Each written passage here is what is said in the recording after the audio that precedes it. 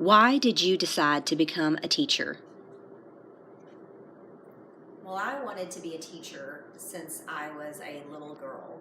I had all of my dolls and stuffed animals arranged in my room and wanted to take roll and assign paperwork and do grading, and I just thought it was the most wonderful job in the world. But life took a different direction for me, and I ended up not going into the education field when I went to college. Fast forward several years, and I had an opportunity to tutor at a local elementary school where my kids attend. I was asked to help with some kindergarten and first grade students who were struggling with their English language skills. They were both part of the ESL program and needed a little help. So I was able to go into the school 2 days a week and help those students learn their vocabulary words. We practiced their sight words, and we went over flashcards that had pictures, and I would help them to correlate the English word with the picture that they saw. I was amazed at how many things they did not know in our English language. I enjoyed working with them. They were both very bright, very energetic kids, and along the way I also got to see their growth. I saw the progression from the beginning of the semester towards the end. I saw those light bulb moments that went off and they just got something. We worked as a group together with both age groups, so I also got to see the younger student learning from the older student, and that was a really neat experience.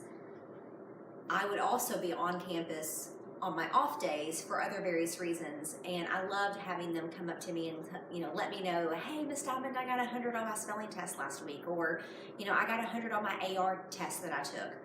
Those moments are what drove me back into wanting to teach and got me back into the education program. Describe the biggest challenge you think you might face as a teacher. One of the challenges I think that you might face as a teacher is knowing how to roll with the punches, so to speak. A lot of teachers will have lesson plans planned out for a period of time, whether it's a 6-week period or just a couple of weeks in advance, and that's a wonderful goal, one that I hope to also have done. But I also know that life happens, and when life happens, you have to be able to figure out what to do. So if you are in your classroom and you have this wonderful presentation that you plan on showing the kids, and all of a sudden the internet's not working, or you can't for some reason get the tech piece to pull up, you have to know how to adjust your lesson plan, how to make sure the kids don't see that you're frustrated, how not to get frustrated. I think some of the ways that you could avoid that is to have a backup plan, have things printed off, have an alternate way to show that presentation. I think preparedness is great, and extra backup is better. What strengths do you possess that will help you become a successful teacher? I feel like my personality and my communication skills will help me to be an effective teacher. I've been told all my life by my parents that I've never met a stranger, that I treat everyone I meet as if I've known them forever. And I think that that's an easy way to make someone that you're speaking with feel comfortable with you. I'm fairly good at gauging people, and I can understand when someone wants to get really into a story or if they just want to kind of skim the surface. And those are things I can adjust to in my conversation.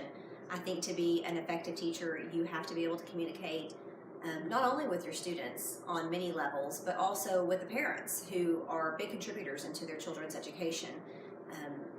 To be a successful teacher, you have to be able to let them know what's going on in their child's life, and to let them know that you're going through it with them and that you're there to support them and you're going to help them in any way you can. And you have to be able to communicate that effectively. Also with communication with your coworkers and your administration, you have to be able to go to them and say, hey man, I need help on this one particular lesson. I'm trying to figure out how to tweak it, and seek advice and be able to communicate with your team members in a way that everyone works together. I think those communication skills will make me a successful teacher. How would you encourage students to be lifelong learners? I think as a lifelong learner myself that letting your students know the ways that you are still learning every day are good ways to help them learn that when they leave the classroom, education doesn't stop. I would make sure my students were engaged in their classroom every single day, that there was something that each of them finds that helps them connect with the lesson. I would let them know that, you know, you do have to read for schoolwork, but that you can also read for fun and find things that you love and make those your passions. I love to read fiction, and I love to read realistic fiction as well, and so I like to encourage my students to, you know, reach outside of what they're comfortable with sometimes and find those things that can engage them.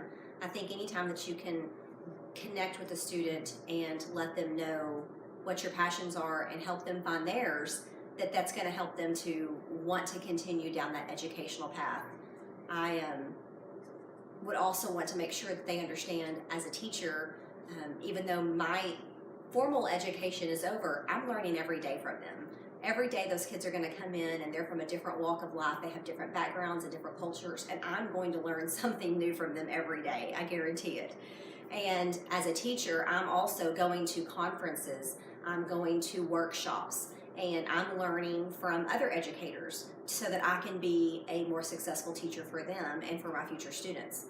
With technology changing every single day, we have to stay on top of those changes so that we can adapt our lessons to better suit our students in our classrooms. And so besides engaging them, I would want them to understand I also am a lifelong learner and will continue to be in the future. Thank you for watching my video.